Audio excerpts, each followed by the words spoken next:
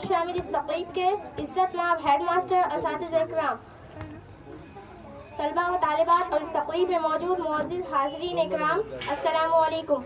मैं इंतज़ामिया की शुक्रगुज़ार हूँ जिन्होंने आज की तकरीब में मुझे कुछ बोलने का मौका इनायत फरमाया।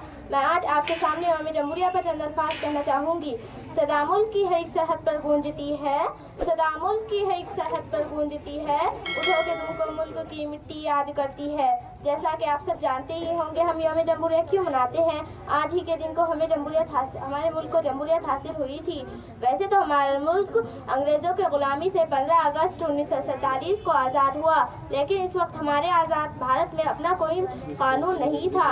यही कानून बनाने के लिए और दस्तूर को मुकम्मल करने के लिए दस्तूर साज़ कमेटी तश्कील दी गई और हमारे मुल्क का कानून 26 जनवरी 1950 को पूरे मुल्क में नाफिज किया गया।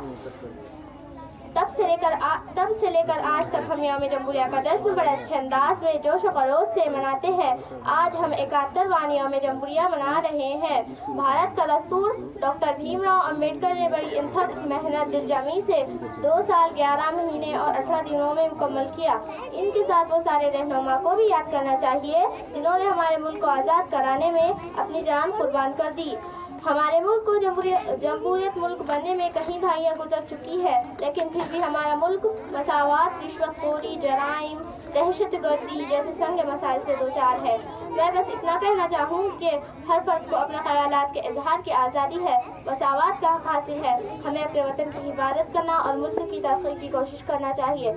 इतना कहकर एक शेर से मैं अपनी तकरीर खत्म करना चाहूँगी। दिल से निकलेंगी न मरकर भी वतन की उल्फत, दिल से निकलेंगी न मरकर भी वतन की उल्फत, मेरी मिट्टी से भी खुशबू वफा आएगी।